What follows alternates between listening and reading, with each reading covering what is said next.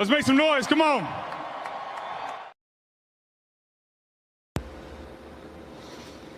Right, indeed, Nick Foles. Thank you very much for that. Oops, sorry.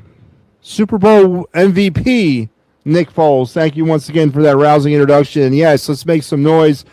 Welcome one and all to the night before Christmas Eve holiday spectacular of the Final Word on the It's a Wrap Sports Network, with your boy MattyB on the call on this December 23rd. And we're right there at the precipice of my second favorite holiday of the year, being Christmas. And tonight it's going to have a Yuletide tip to it, because we won't be back tomorrow. We will be back on Christmas, but it'll be at night. Pretty much the day's over. So I'm going to take the opportunity tonight to spin some Christmassy things into this show. I'm going to, at one point, or as we move through this show, I'm going to reveal to you my top 10 greatest, my favorite all-time Christmas movies. Yes, MattyB is a fan of the cinema, and I am going to reveal the, I guess, one of the more done versions or done genres. You know, Christmas movies, a pretty big draw. A lot bigger, but yesteryear than it is today. But it has produced some really memorable Christmas movies over the years, and I'm going to reveal to you my top 10 favorite. I'm also going to tell you what I want to see under my tree come Christmas morning. If MattyB was a good boy this year, which I wasn't, be the first to say I wasn't, but if I was, and if Santa Claus saw fit, these are the things that I want to see under my tree on Thursday. So we're going to get into some of that. We're also going to continue to our talk tonight. Eagles will get ready for the Bills. Flyers are in action as we speak in Chicago. Phillies are still waiting for their Christmas dreams to come true. So we're going to get into all that. Our Day in Philadelphia sports history, our card review, and also our Of the Night segment will also be part of tonight's festive holiday show. Yeah, MattyB's Christmas show. Yes, never thought those words would ever come out of my mouth. But yeah, looking forward to it tonight. Let's talk some scheduling. And as you might have noticed, there was a few hiccups today. Let's start with the Birds Blast. I've been in a constant communication with Kyle today, back and forth for a few hours. We tried to fit it in.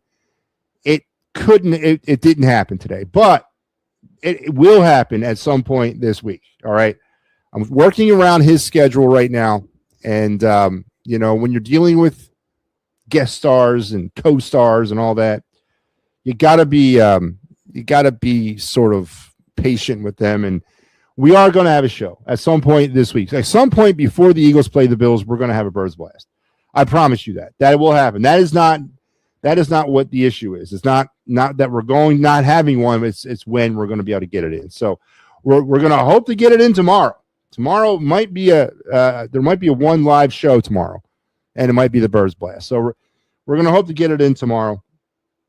So that obviously was not seen today. The Pittsburgh Sports Tonight program did happen, but they had some technical issues. The host lost power to his house about 50 minutes into his show, so they had to cut it short. That's really no fault to anybody there. But we did have about 50 minutes worth of programming, so if you want to go check that back out tomorrow or tonight and tomorrow, actually, you can. And then the props, locks, and parlays, another scheduling issue. Did not go off tonight, but Mike Lara, who is hosting the Flyers Blackhawks Clear the Ice tonight, will be on. He just could not squeeze in 8 o'clock as he's dealing with some work issues. So, and that will not be seen, props, locks, and parlays, until next week. So, we're dealing with the holidays, and we're dealing with everybody else's personal schedule. So we're trying to make all the things happen, and I'm doing my best for you guys. But that is what happened today on the network. And instead of me getting on social media every 5 minutes when something does go wrong, I figured I was going to come on tonight anyway, so I would explain that to you in person. Tomorrow is Christmas Eve. There will be no live program, but there will be a bunch of rebroadcasted stuff from the shows that we did get in this week, and as well as hopefully, potentially, a Birds Blast. Christmas Day, I will be back at 9 o'clock for the final word. On Friday, we got the Philly Friday Frenzy. Saturday, post-game Penn State and Clemson, which will be not right after the game. It might be on a little bit later, a few hours after or a couple hours after, but that will go off. And then a big day on Sunday as we get you going into now your New Year's week. And with a lot of programming, I mean, it's all over the place on Sunday, so I'm sure you'll be able to find something to watch on Sunday here. But that's the latest in all the scheduling stuff happening on the network. Again, bear with me as we get through the holidays. All right. Oh, righty. Matt, can we do a Christmas Eve live tonight? Christmas Eve live tonight? I don't really understand what you mean, Ricky. I'm here. It's tonight. It's not Christmas Eve. I'm going to do my best to make it like Christmas Eve. As I said, I'm going to reveal to you my top 10 Christmas movies of all time. We're also going to talk about what MattyB wants under his tree. So I guess we're going to try to make it as Christmas Eve as we can on December 23rd. Joe says, what's up? Hey, Joe, how are you? So, all right. Well, let's get right to it. Let's not waste any more time. Let's get into our day in Philadelphia sports history. Today, December the 23rd. We go way back to the grand year of 1959, or 58, sorry. On this day on 1958, a former all-time great MLB manager actually was traded to the Phillies. Yes. And this was actually a fact that I never knew. But Sparky Anderson, Hall of Fame manager, played for the Phillies. And on this day in 1958, he was traded to the Phillies for Jim Golden, Rip Rapunski, and Gene Schneider. He would only play one major league season in 1959, Sparky Anderson, and it was for the Phillies. And then, of course, before he started a 26 managerial career that included 2 championships with the Big Red Machine of the Reds and 1 with the Tigers, he joins Casey Stengel, Greasy Neal, and Tommy Lasorda as some of the greatest coaches / managers of sports history to have played for the Philadelphia Phillies. So a little interesting nugget there when it comes to some of the all-time great managers and coaches out there. They actually spent time playing for the Phillies. I guess the philosophy is you do your time in hell with the baseball, with the Phillies as a player, and then you get the reward later on as a manager. So on this date in 1958, Sparky Anderson was traded to the Philadelphia Phillies to play his only season in the major leagues before he embarked on that Hall of Fame managerial career that spanned it for over 26 years. So happy Sparky Anderson gets traded to the Phillies day. Now we're going to open the phone lines. Give me a few minutes, but I am going to open them up. And yes, I am going to open up the phone lines. So, but yeah. All right. Oh, did I say let's strap in, strap up, strap on, keep your head, hands, and feet inside the car at all times? If I did not say it, I say it now. All right, let's get into the first nugget of information, or the first segment, first topic. Before I do that, I am going to reveal my number 10. That's right, I don't have a drum roll, but I am going to reveal my 10th favorite all-time Christmas movie of all time right now. Here we go. It's kind of a cheesy one. It's kind of one that a lot of people will go to. It might be losing some steam with the generations, but it was definitely a movie that I remember seeing at a young age. That it's to this day I have not watched any Christmas movies, to be honest with you, at all this Christmas. But I typically watch this. Matter of fact, I typically watch all 10 of these movies throughout the season, but I have not done any of it this year. But my number 10 is an all-time. And you know what? The funny thing about it, when it was released, it wasn't released as a Christmas movie. This was not. It was not. The message was not necessarily about Christmas, but it has morphed into that over the years, and that's of course the It's a Wonderful Life film, the Jimmy Stewart Capper movie. It was not a Christmas movie. That's not what the intent was for the picture, and but of course we all now readily identify it as maybe one of the greatest Christmas movies of all time. And yes, it's an older film, but it holds a special place in my heart. Maybe I maybe I just want to like remember how things were simple, no, not back when I was living in the 1940s, but simpler when it came to life. And this is a great movie. Again, it sends a very powerful message, and it has grown legs over the years and become one of the greatest films of all time, not just Christmas, but just greatest movies of all time. So number 10 on my list of Matty B's all-time favorite Christmas movies is It's a Wonderful Life, starring Jimmy Stewart. So there you have it. We're off and running. And as we move through the show, I will reveal 9 through 1, or all of them. But, all right. So my first bit of information here tonight. Seen a few sources reporting this around the internet today. Of course, people, when it comes to sources, obviously Jason Stark is the guy I listen to, and somewhat Buster Olney as well when it comes to baseball news. But I've been seeing this a lot over the course of the last 2 days. Yesterday I saw it. Today I've seen a little bit more of it. And I'm not saying that I'm believing it, but as each passing day goes by, I'm starting to wonder what is going on. And this is the JT Realmuto thing, all right?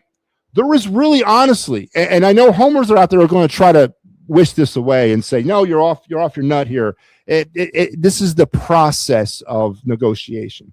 I don't honestly think there's anything you could tell me and try to explain why he hasn't signed yet. If it was such a slam dunk to bring him back. Now, here's the messed up part about this whole JT thing. We need to re-sign him. It's not a matter of wanting to re-sign him at this point. They need to re-sign him. And I guess maybe heading into this process, JT knew that too. And I don't know what's going on behind the scenes. I don't know the negotiation process. Is it about the years? Is it about the money? Is it about JT maybe not wanting to be here? We have really short memories. Do you remember in 2020? Do you remember that contentious time when JT was trying to get his first contract off the Phillies? Bryce Harper hitting home runs in the COVID, cardboard cutouts of Citizen Bank Park, going around the bases, yelling, sign him. I mean, it wasn't the smoothest process back then. And I don't know, does he feel some ambiguity to the Phillies? Is this a slam dunk? Is this something that JT wants? I know we as Phillies fans, or a majority of you, want to believe that and want to think that there's no way that anybody, and JT Realmuto be damned, but there's no way that he would not want to stay here. But why is he not re-signed? They were able to hammer out a 5-year, $150 million deal for Kyle Schwarber, but yet here we sit for a 34-year-old catcher still negotiating. And I'm not saying they're not going to close the deal. And I'm not saying that he's probably got them over a barrel somewhere and he's going to drive up that price and drive up the years and get his way. But either way, I don't think this is such a friendly negotiation right now. I really don't. And it got me thinking.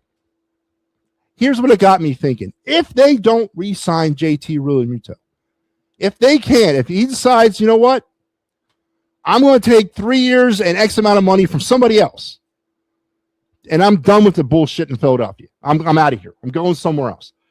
What the hell are we going to do? Well, what is the answer at catcher? And I'm not talking and I love you, Joe. I love you to death.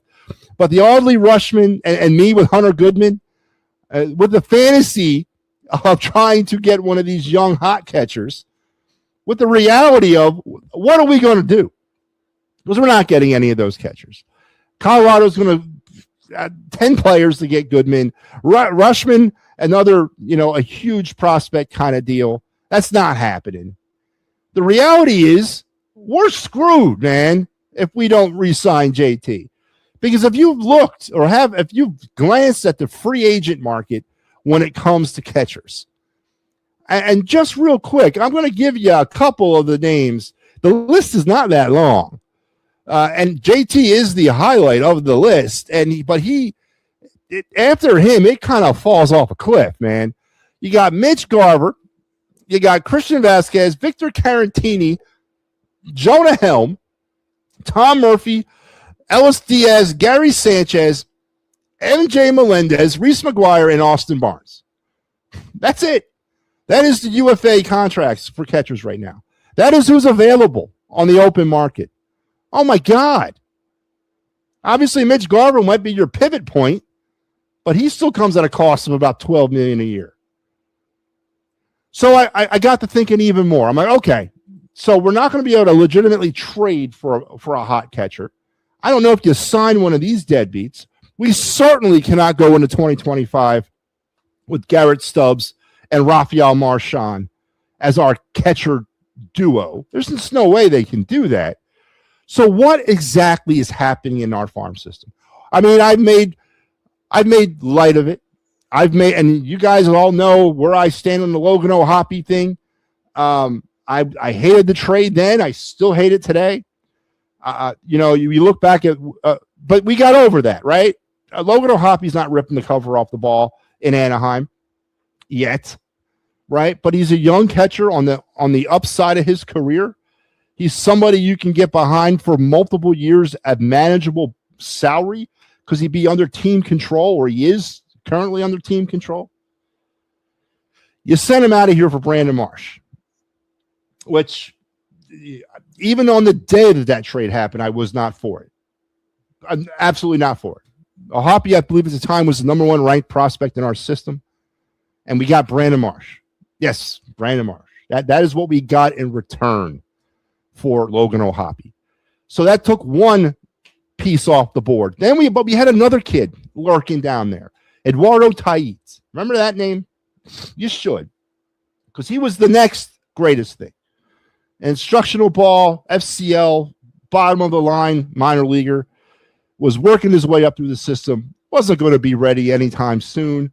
Maybe 3 years from now, maybe 2028, 29 potentially. But we packaged him along with Mick Abel out to Minnesota for Johan Duran.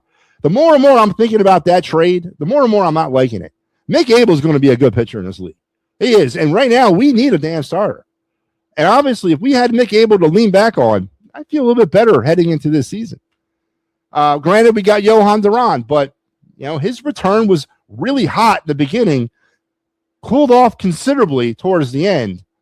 But we packaged two very young, good players to get Johan Duran.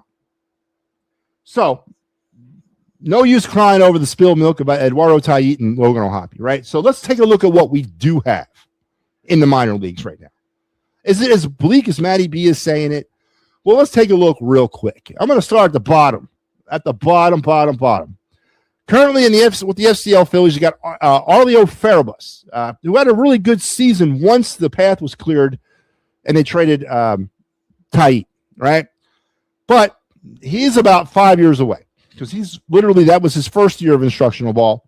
He's 18, I think, now, but he'll be 19 at some point during the season. So he's not coming anytime soon, but he's a good little piece to kind of keep your eye on. So let's move up the chain a bit into high A. Now, here's an interesting name. Caden Hedinger played for Jersey Shore. Always call him Lakewood. Can't get past that. Played for Jersey Shore for the most of last season. Got promoted, or will probably start with AA the beginning of this season, right? So he actually was I think second, third on the list of the hottest offensive standouts for the Blue Claws all season long. Now, you can look at that one of two different ways. He's a young catcher who played pretty much every day.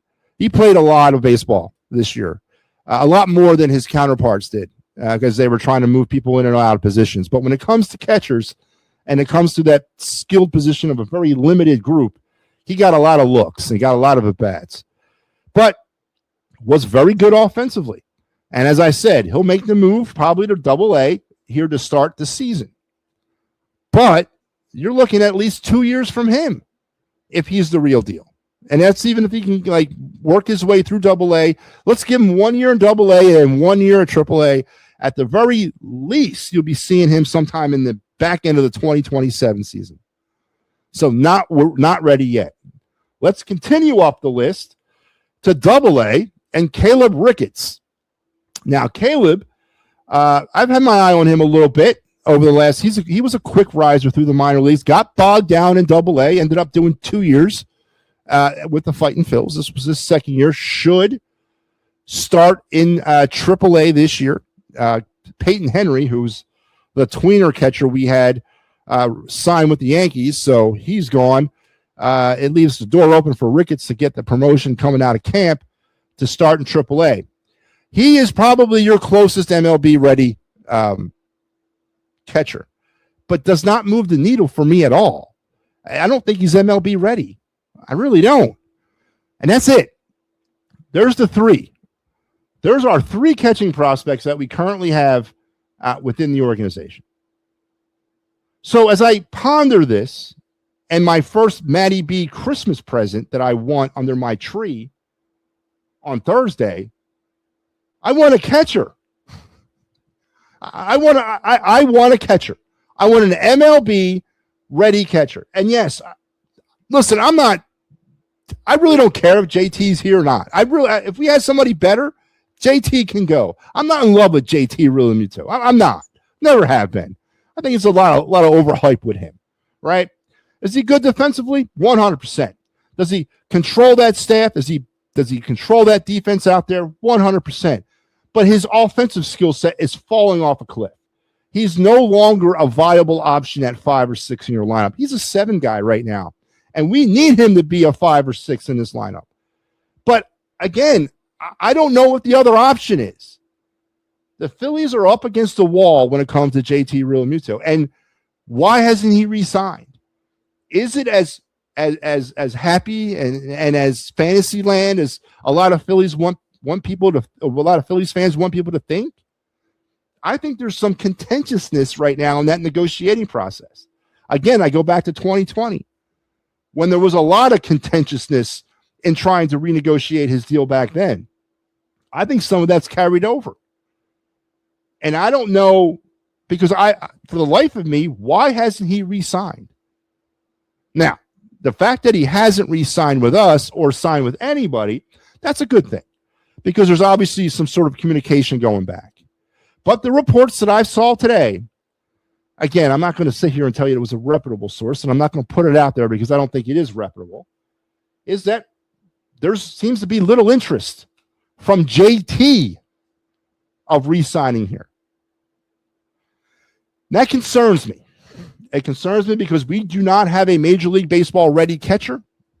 There isn't one that's viable on the open market, and we're not getting one of those young catchers in a trade. That's just not happening.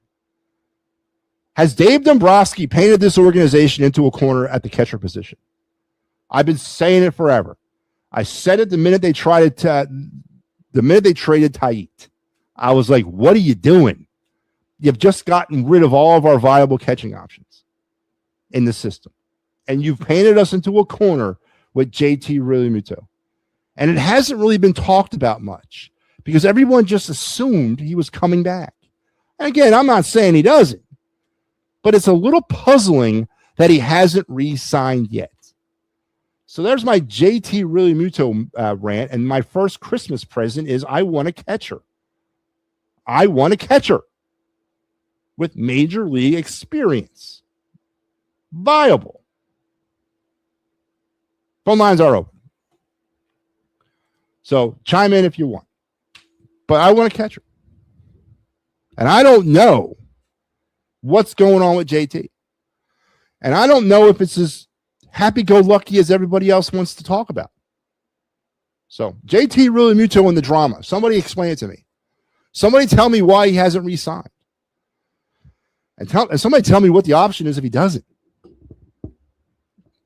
So there you go. All right, let's go on to my number 9.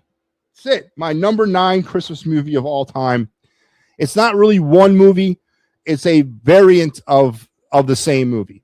Just like the It's a Wonderful Life, kind of an older film, right? This is a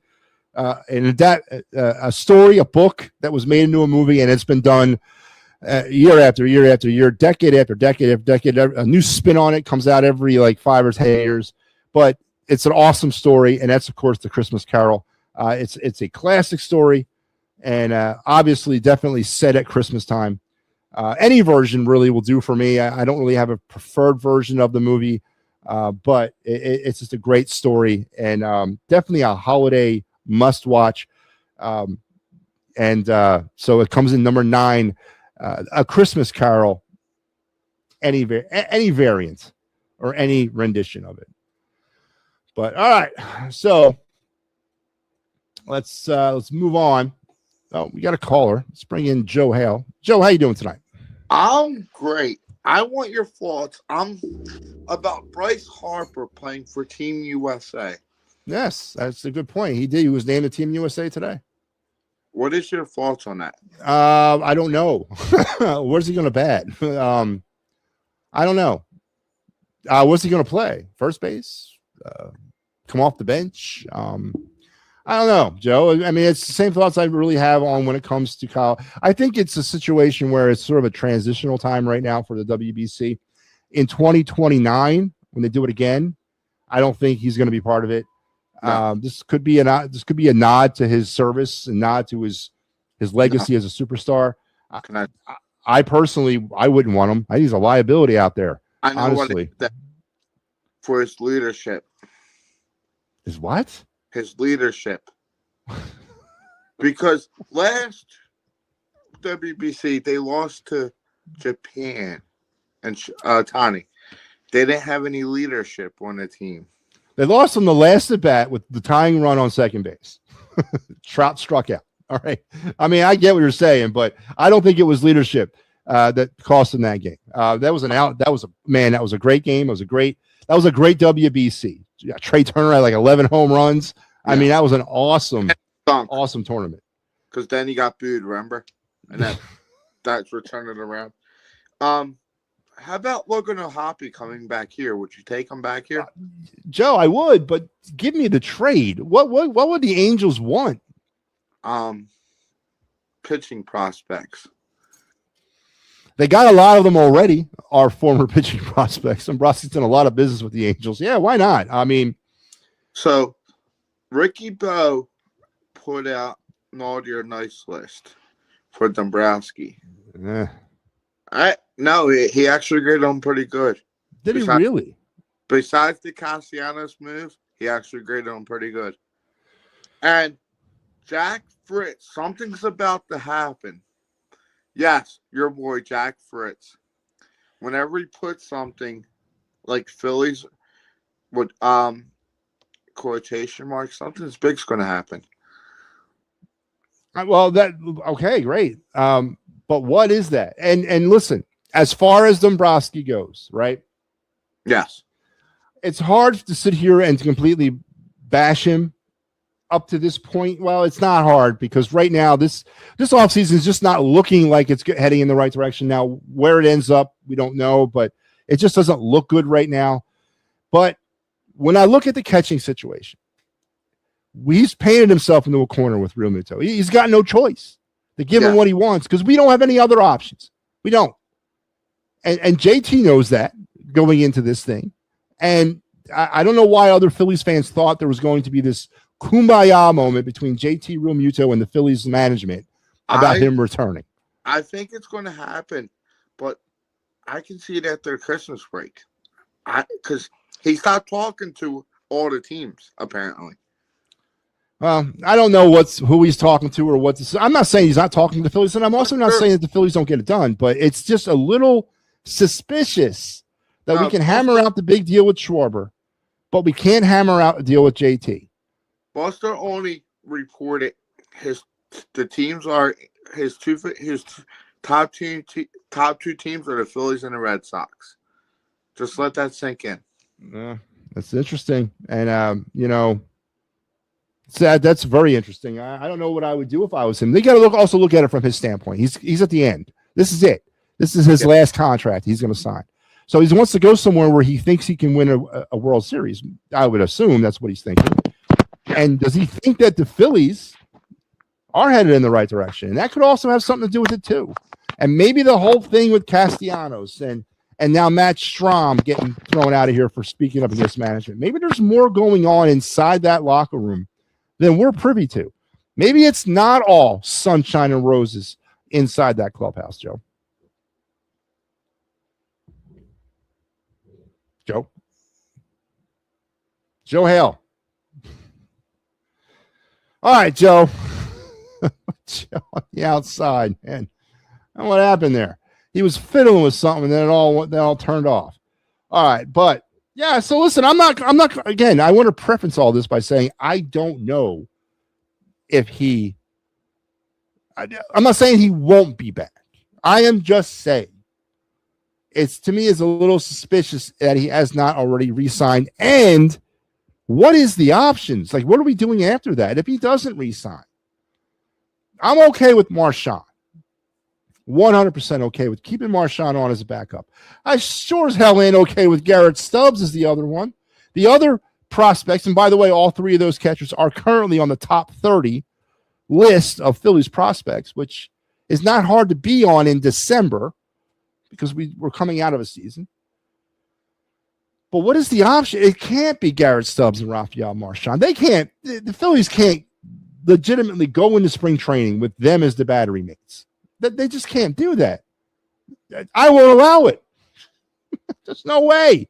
And if Jack Fritz, who may have his finger on a little bit on the inside there, I don't know. I don't know Jack's status with the Phillies in terms of a man in the know. But if he feels something is impending, again, would I be upset if they re-signed him? No. Would I be upset if they didn't re-sign him? No, if there was a plan in place to fix him. But I don't know of any other options right now with JT. And to me, it's a little coincidence. It's a little suspicious that he has not re-signed. That's all I'm trying to say about that. And that, again, that's my first Christmas present that I want. I want a catcher on Thursday morning. Just a viable MLB experienced catcher. Now, and I've tampered my expectations because we have such little in our organization now for me to cash in on.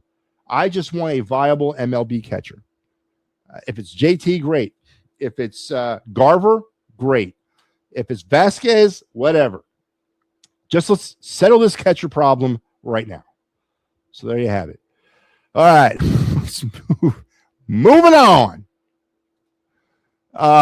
Eagles. Let's talk some Eagles. So the Eagles today found out that 5 of their teammates have made it to the Pro Bowl. Zach Bond, Jalen Carter, Cam Jurgens, all returning to the Pro Bowl. And then first-timers Cooper DeJean and Quinyon Mitchell got the nod as Pro Bowl selections from the Phillies or from the Eagles. No offensive skilled players. Cam Jurgens from a very beleaguered offensive line gets into the Pro Bowl, but none of the offensive skilled position players, to include Jalen Hurts, got the nod. Now, let me give you my Pro Bowl thing. I could give a damn less about the Pro Bowl. I know the players care about it because of the money, but it's a popularity contest. It's voted on by the fans. It's all pro is what I look at. Who makes the all pro list and first and second team all pros? That's kind of what I look at, and I think a lot of players gauge their careers along those lines as well. And the way the Pro Bowl has been so just destroyed over the years, maybe they should just name you to the Pro Bowl and just not have a game. I know what they do now, flag football they're doing now for the Pro Bowl or something like that, or a bunch of skill competitions. I don't even know what they're doing anymore with the Pro Bowl, but the Eagles are sending 5 to wherever the game is. It's not in Hawaii anymore.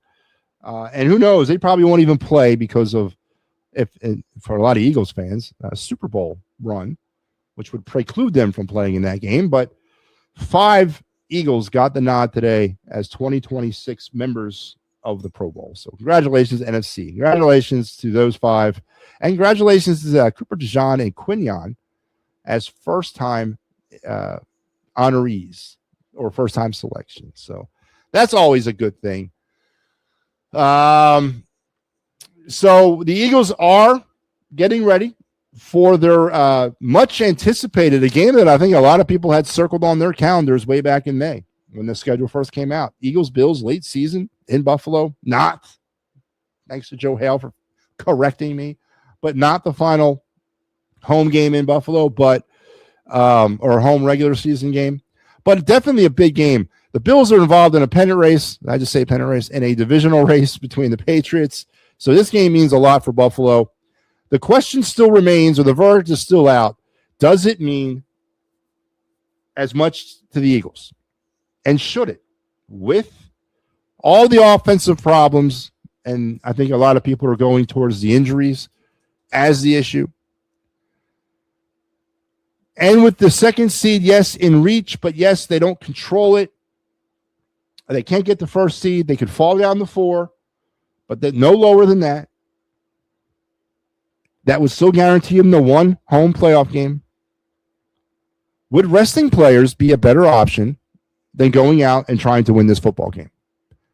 Does the number 2 seed really mean that much?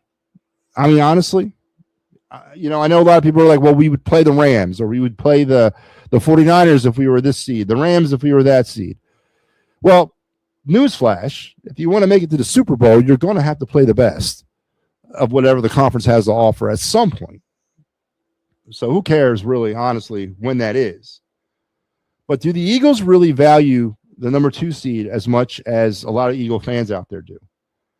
Now, here's my whole thing about it. Whatever's wrong with the offense is not going to be fixed in the next 2 weeks, regardless if they play their starters or not against Buffalo. And they won't play them against the Commanders. I don't see their offense getting fixed. This is what the offense is. So it really comes down to health with me, right? And both sides of the football when it comes to health. The offensive line's banged up. The defense is banged up. So for the purposes of health and health alone, I do think you sit. I think you go out there maybe for a series or 2 against Buffalo, give the fans their money's worth, and then start sitting people. The problems of this offense are not going to be fixed against Buffalo. And yes, maybe you have an opportunity to flex your muscles a little bit against Buffalo, but at what cost? I think the problems of this offense run deeper than what's going to happen against the Bills. I think this is what they are. And if we have figured it out offensively, so have other teams. It's going to be a matter of how the defense can play, I think, in the playoffs. So give them some time off. Let them put their feet up for a couple weeks and get a little bit healthy, because there's no bye week coming.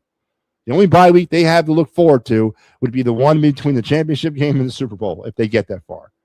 And I don't think you can use that as a proper gauge. So for the purposes of health, I say sit them down and relax them.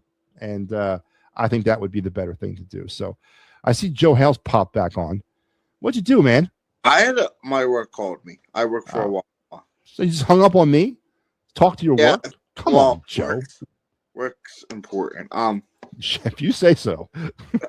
Well, okay. I work in retail, so. What was I going to say?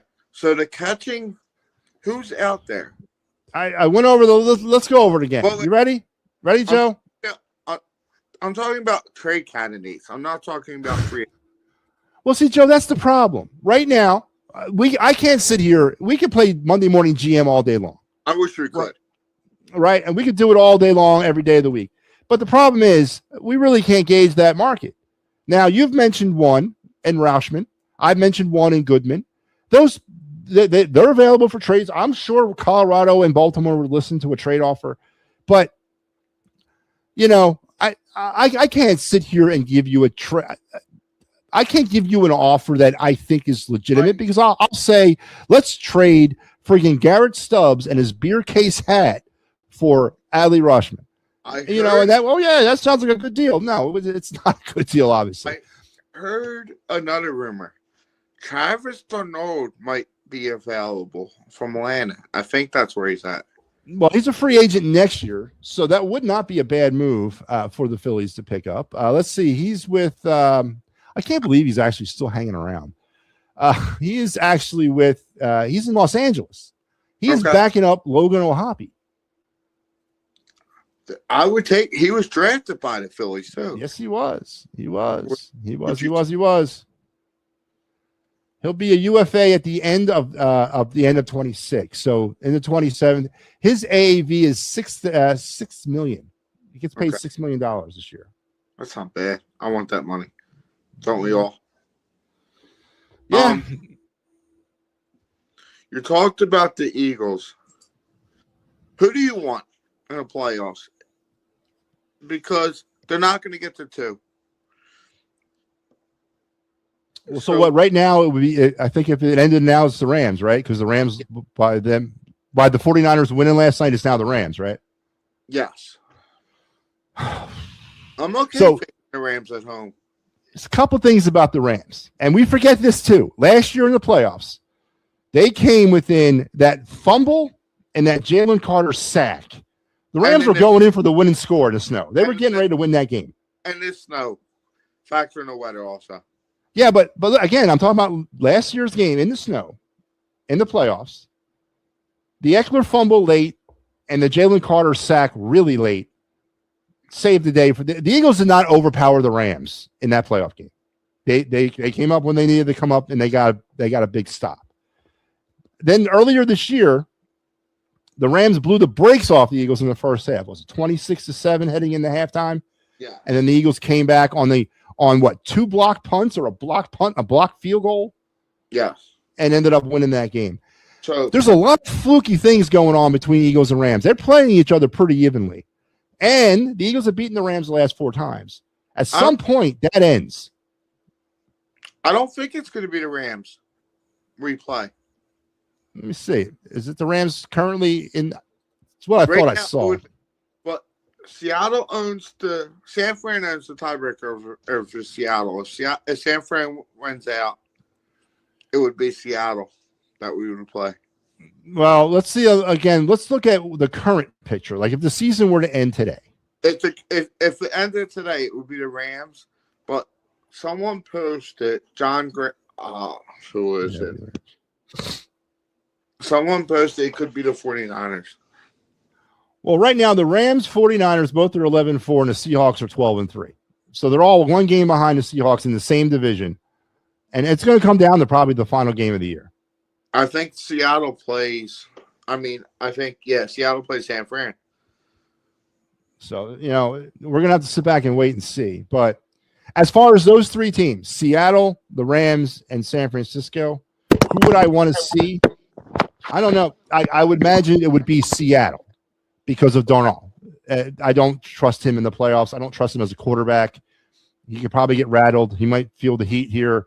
But that's probably the best. Sam Darnold is probably the best option out of the 3 quarterbacks that we'd have to face in the first round in Philadelphia. Probably that it would be Seattle. Yeah, Seattle doesn't scare me. Christian McCaffrey is going to run all over this Eagle defense. That's going to be a bad game for the Eagles. He won't. Yeah, if it's the 49ers, yeah. Yeah. So if I got to see somebody in the first round out of those 3, probably be Seattle. You just reminded me the Flyers are about to start, by the way. Actually, they started 45 minutes ago. It was delayed on TNT. Uh-oh. Really? No. Was the game delayed or they didn't start because the early game didn't end? What was going on? The early game didn't end. And the Flyers scored 1-0. There you go. Wow. Konechny. Breaking news. Travis Konechny scored. It's good to see that. Definitely good to see Travis Konechny score. Don't forget, later tonight, Joe, you got the Clear the Ice with Mike Lauro. Here's our schedule, by the way. Tonight is Mike. Oh, that's next week. Sorry. Mike Lauro will be on tonight. Sorry. No, that was yesterday schedule that you posted, by the way. No, this one right here I just put up. No, that's next week. Okay. I didn't know that. Yeah. I'm not going to reveal that yet. It's a secret until later on in the week. Buddy, forget what you just said. What's that? Forget what you just posted. Ricky. Yeah, it was only up there for a second. Nobody noticed. So, all right, Joe. Listen, let me ask you a question. What does Joe want to see under his Christmas tree? Philadelphia sports related. What do you want to see under your Christmas tree on Thursday? Philadelphia sports related. A new center for the Philadelphia Flyers. Good one, Joe. I like that. A true number 1 center. Yes, better than Couturier. All right. That's a good one. I hear your Christmas list. I'm going to give you my number 1. Give it Die Hard. That's a good one. And that might be on my list somewhere. It might not. You'll have to wait and see. But that's a very good one. And I agree that it's a Christmas movie. There is no doubt in my mind. a lot of people saying, like, I was babysitting today, and I was watching Home Alone.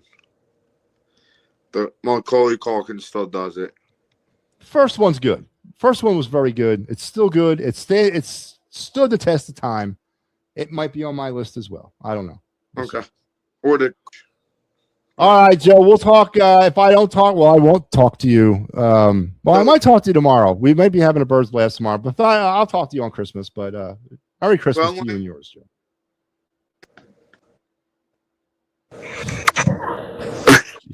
You there? Yeah. All right, Joe. Merry Christmas. Merry Christmas, and I'll talk to you Thursday. All right, man. All right, Joe Hale. Good stuff, man. Joe wants to see a true centerman for the Flyers under his Christmas tree. I like that one. All right, so my number 8 all-time favorite Christmas movie. Silliest movie on the list, but it belongs there. It's just because it's really funny and it's really cool, and it really just, I don't know. I just love the way they went with it. It's got to be Elf. I am not a Will Ferrell guy, but it's just really, really campy and really like reminds me of my childhood with the department store stuff. Remember, I know they don't, the Gimbals or the Macy's in Philly closed, I think it was this year, but that so reminded me, that department store scene when you had to decorate. That so reminded me of my childhood going to places like that. It's just really campy, but really cool. So number 8 on my list is Elf. Again, I'm not a Will Ferrell guy, but I got to give him that one. So, all right. So let's continue on with this. Joe Hale says, Joe Hale mentioned it. I'll bring it up now. Bryce Harper named Team USA for the World Baseball Classic to join Kyle Schwarber. And I don't know, because I don't know if they're waiting to give him a team but JT. Now remember the last group that made the WBC, I believe it was Schwarber, Turner, and Real Muto. I don't think Harper was on the 2022 Team USA team, but Harper's on the squad this year. And Joe Hale asked me what my feelings were on that. Again, I think this is kind of a nod to some of the veteran players in Major League Baseball that have carved their niche in the sport. I don't really know what he brings the team, because I would much prefer a younger player, but you got to balance out the roster. You got to balance out between young and veteran presence. And, does he play an active role? Is he your starting first baseman? Probably not. Does he come in? Like, is he on the bench? Probably. But, you can go either way with that. It is what it is. Am I surprised? No. But do I think the addition of Bryce Harper is going to push Team USA over the top? No. No, I don't. The Dominican squad is stacked, and so is Japan. So it's going to come down to those 3 again, and maybe Puerto Rico too. But cannot wait. Was it March 5th is when it starts? Cannot wait. Playoff baseball in March, nothing like it. So Bryce Harper is heading to the WBC. And of course, the Phillies, we continue to wait as they try to round out their roster and what are we doing with this? What are we doing with that? And we wait for JT Realmuto. We just wait, and it's very frustrating. It is extremely frustrating to wait. The Flyers, as Joe mentioned, they're underway in Chicago right now. We will have Clear the Ice after this show, or after the Flyers game, I should say. We'll come at you in its entirety. And Harper was an alternate. Yeah, I don't remember seeing him in the dugout there, but Flyers 18-10-7, something like that. 18-10-6, 7. Off to a really good start. And the Mitchkov stuff, we talked about a little bit yesterday. I'm backing the coach on this one. I really am. You don't show up to camp, out of shape in your second year in the league and expect, the doors to be opened. Can you imagine if Tortorella was still here and he showed up to camp without having skated for 4 months? Can you imagine that? Oh my God. Tortorella would have sent him to Siberia. Tortorella wouldn't have played him. So Again, this whole like players have all the leverage crap. No, it doesn't work like that. Even at the highest level, especially for a player that has not earned any sort of cash. I mean, he finished 4th in Rookie of the Year. He had a very good breakout season, but he's regressed on all cylinders this year. And I think you can go right to the fact that it was his conditioning. I mean, he's getting tired after 20-second shift. Come on, man. I could last out there for more than 20 seconds. Let's go, man. So, but the Flyers are off to a really, really good start, and it's very encouraging. But let's get in now to our other night segment. Before I do that, I want to reveal to you my number 7 all-time Christmas movie. Now, I'm working my way from 10 to 1. Let's recap. 10 was It's a Wonderful Life. 9 was any version of the Christmas Carol. Number 8 was The Elf. And number 7, another one of those, like, taking a great story and just putting such a cool spin on it, the Santa Claus. I mean, the first one, Santa Claus Part 1. You know, Tim Allen's first adventure as Santa Claus. To see the way that they concocted how you become Santa Claus, what the process is, how you get selected, and just the magical ride that went involved in that. Again, how can you not have a movie like that on your list? So my number 7 of all time is the Santa Claus.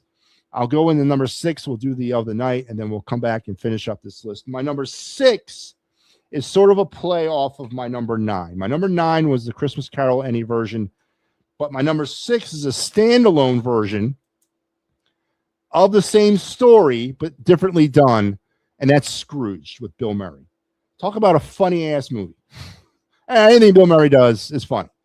But when they took this classic tale of Ebenezer Scrooge and made him the main character of it, Frank Cross, just comic gold, comedy gold, instant classic. So it deserves standalone merit away from the Christmas Carol. And it does, and it has that on my list at number 6. Scrooged with Bill Murray. Just a great, funny movie. If you've never seen it, I highly recommend you watch it. But all right, let's get in to the of the night segment. We haven't done this. Did we do it last night? I don't remember if we did or not. But let's get the of the night segment out of the way, and let's get through the rest of the show. And here we go.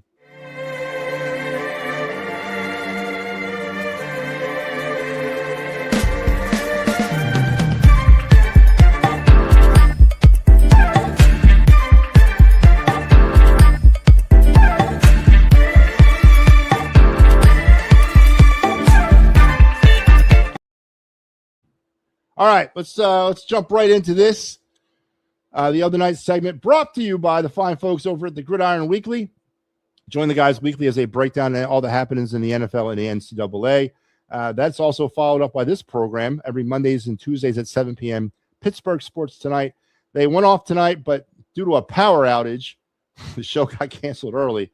But they'll be back next Monday and Tuesday, getting you caught up in the wonderful world of Pittsburgh sports. If you have any idea, or if you have no idea, more importantly, if you have no idea what's happening in Pittsburgh, don't worry about it, or Pittsburgh sports, or Pittsburgh in general, or care. Pittsburgh Sports Tonight and the Pittsburgh Sports Desk are for you. Make sure you tune in every week and show the guys some love. Good guys over there, man. I've really enjoyed working with them this year. All right, let's do our Flyers prospect of the night, of the night segment. And this is another one of those young kids that we're looking to do some damage with here later on in life. Our second round pick in the 2025 draft pick and 2025 draft, Shane Van Sagey,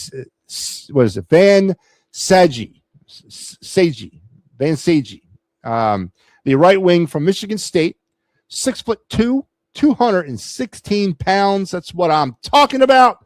Drafted second round by the Flyers. After breaking plays and getting some space in the neutral zone, Van Sagey carries the puck in, dangles around defenders, and fires a missile to the top of the net. He bypasses sticks in the firing motion, dragging the puck towards him in release or aiming throughout defenders. On top of those skills, Van Sagey also has his moments as a playmaker, landing passes in transition and from below the goal line, even under heavy pressure. he seems to retain an awareness of the ice and the ability to add a touch of deception to his feeds. Instantly after the pass, he gets open for a return feed, showing an above average tactical understanding of the game. This is who I've been waiting for, man. A big kid, 6'2", 216, you can camp down low, who also has speed and has the ability to move the puck and has a missile from distance. This is a throwback guy for me. This is a guy that I've been wanting the Flyers, or the type of player, and there's been a few of them the Flyers have drafted this year that we've kind of looked at on the bigger side. You know, they've bypassed some of those finesser guys that were available and went with some of these bigger guys. James Higgins, for example, who was there in the first round for them, they bypassed for the bigger Porter Martone.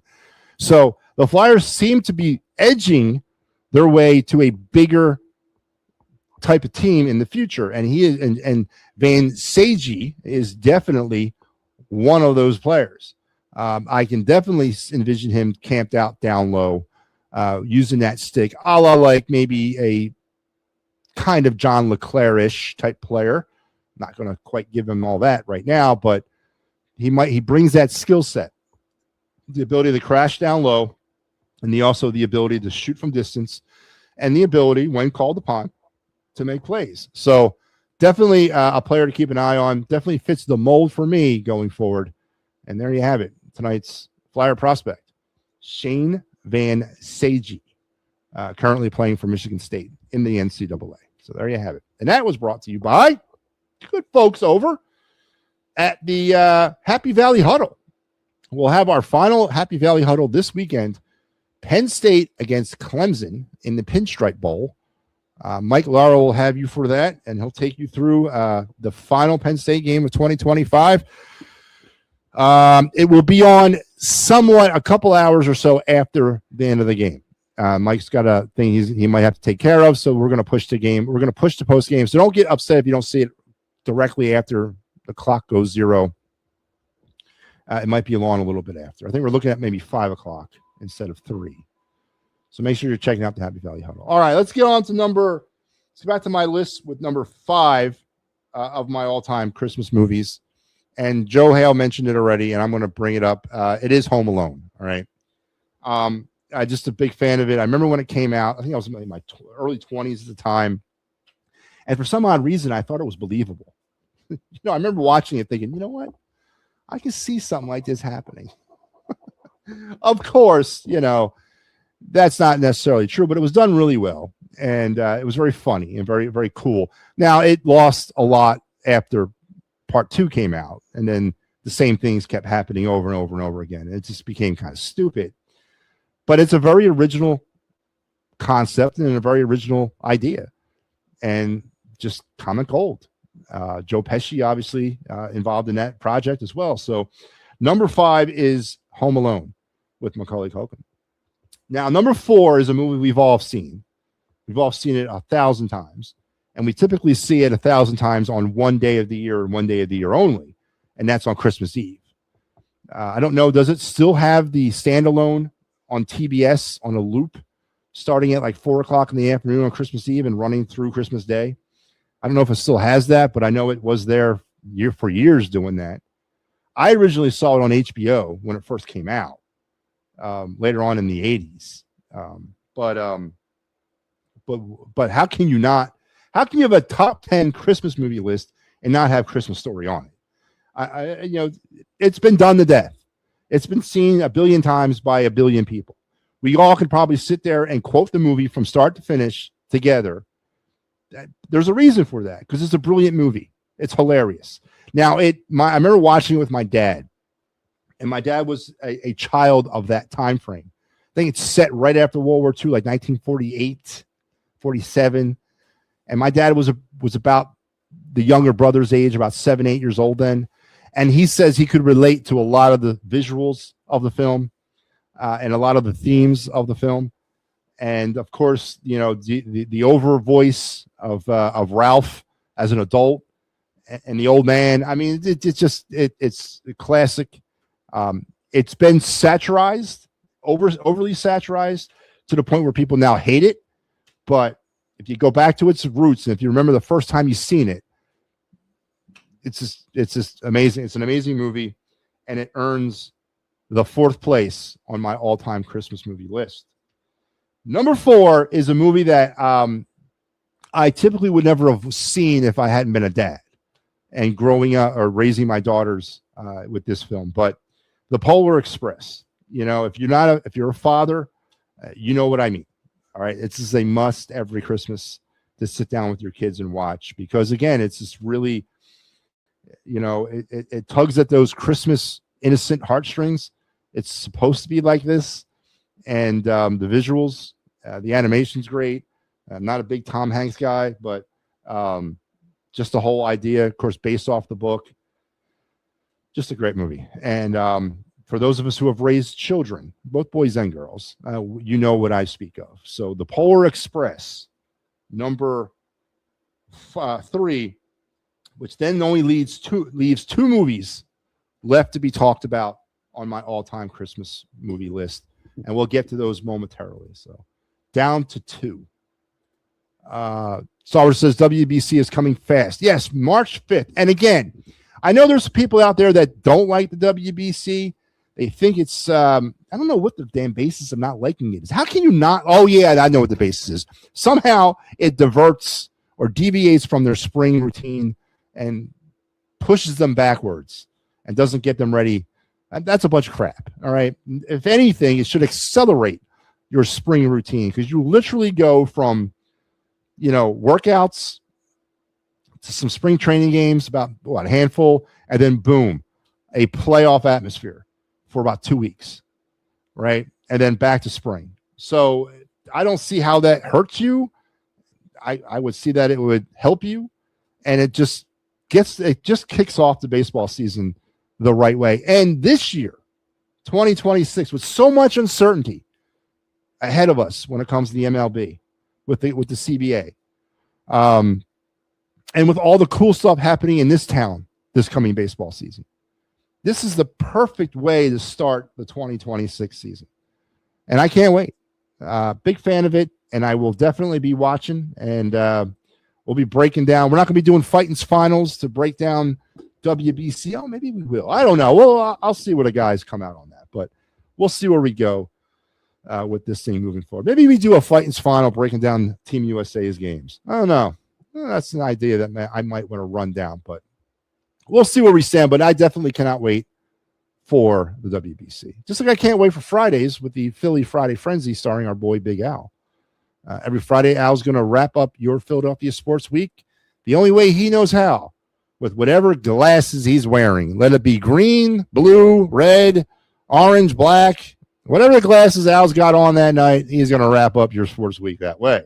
So make sure you give Al a listen every Friday night at 9 o'clock here on the It's a Wrap Sports Network. We got one more segment to do, and we're going to reveal our top 2. So let's get into the final segment of the night, my favorite segment of the night.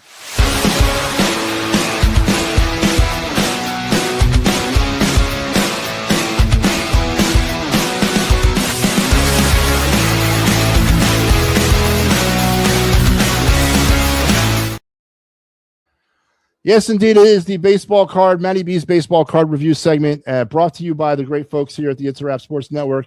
All of us are bringing you this segment every night, and of course, I had the privilege of delivering it tonight. We're back on baseball.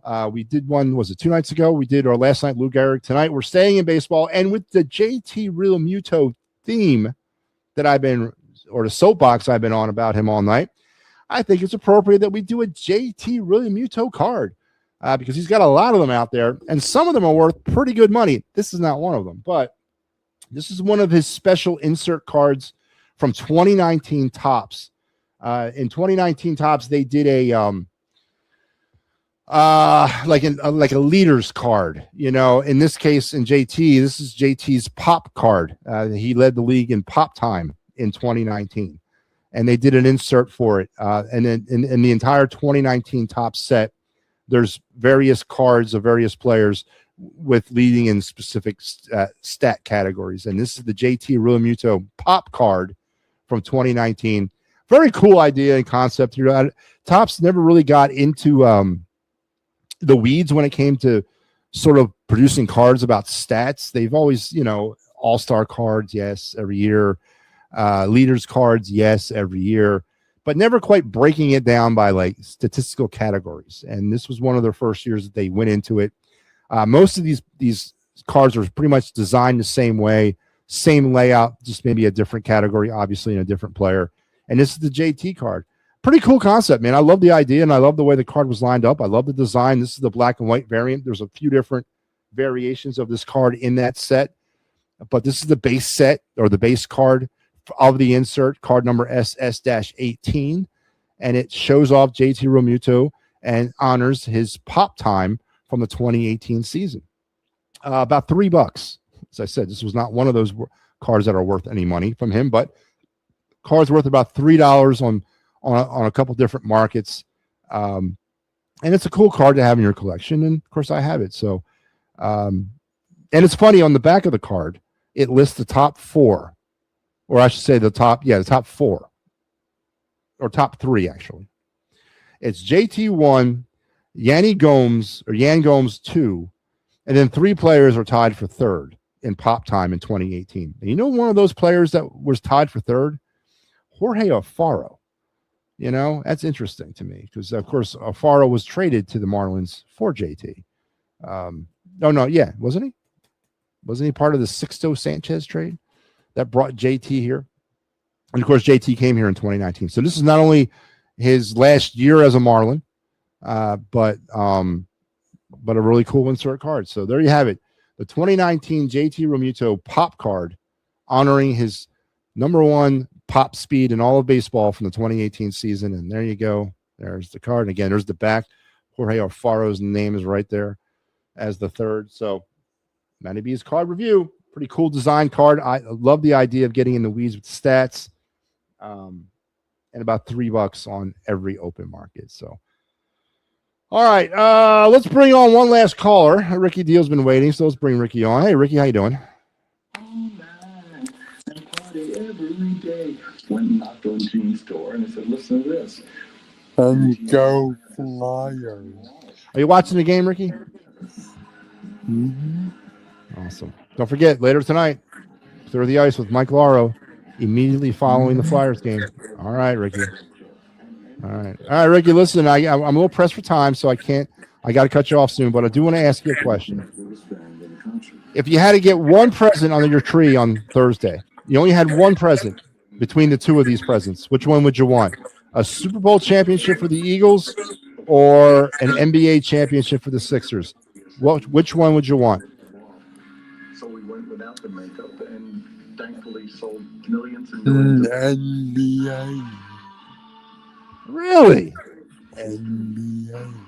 Cool, Ricky. I didn't expect you to say that. That's a good one. You know what? I kind of agree with you. They haven't won one since '83. Yeah, if I had to get, you know what, Ricky? You surprised me on that one, man. I like that. Ricky wants an NBA championship.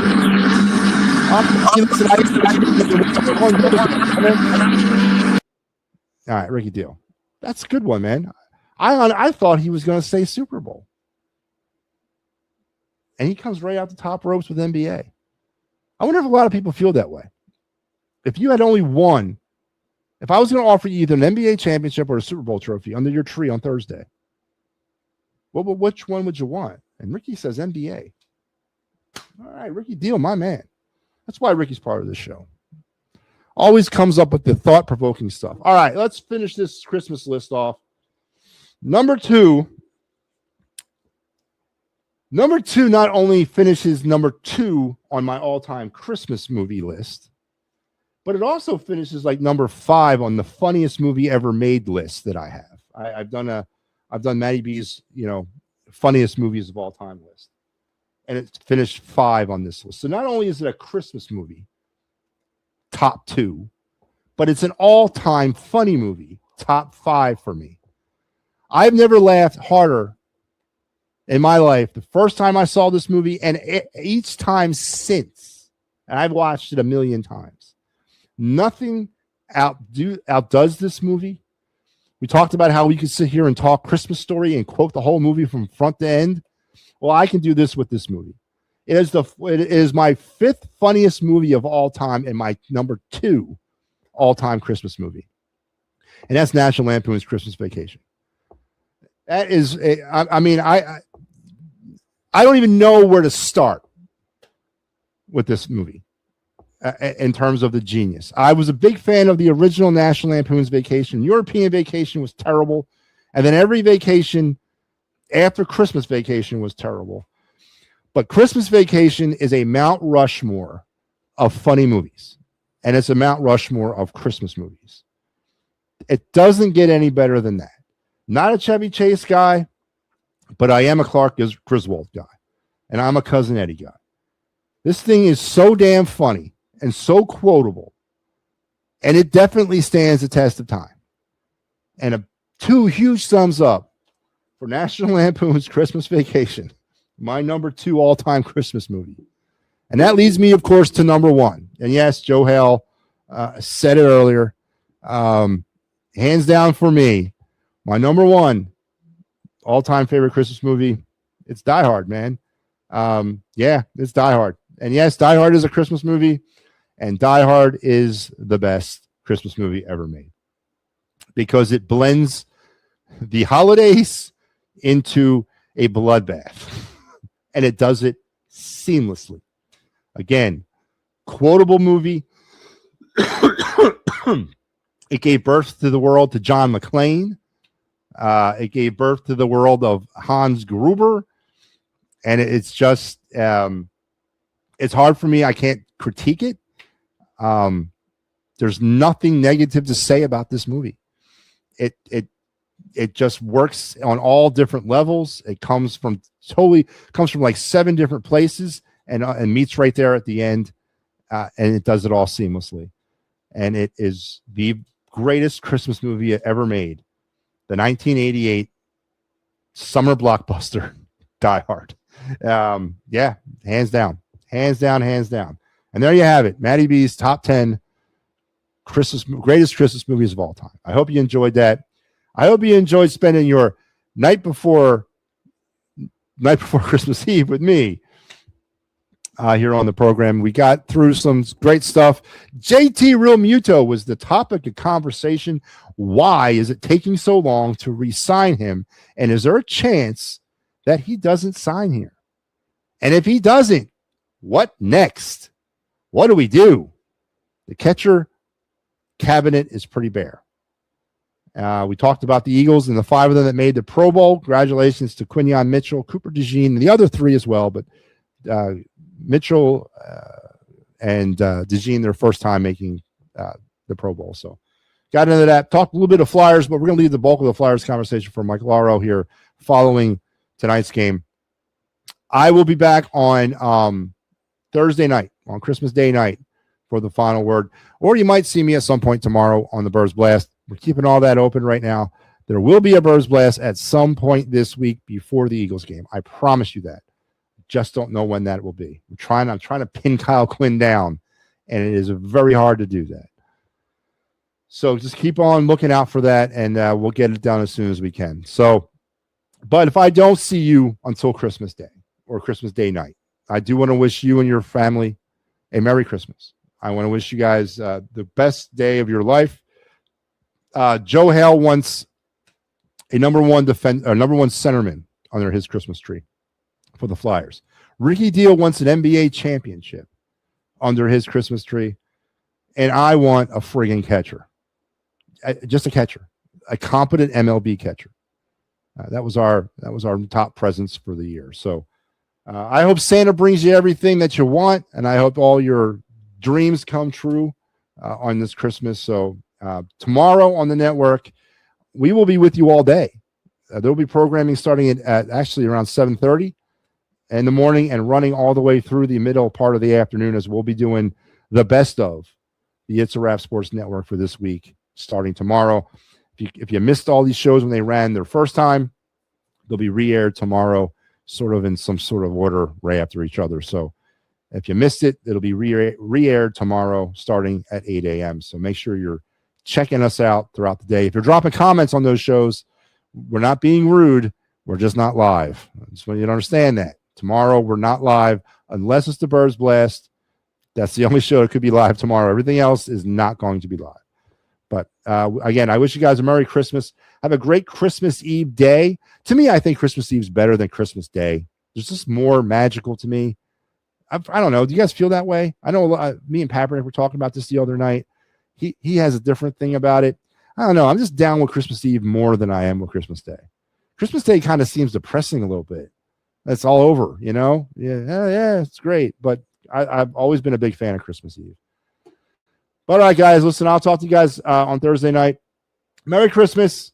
We'll talk in a couple of days. Enjoy your day or enjoy your night. Enjoy your Christmas Eve and enjoy your Christmas. We'll see you later.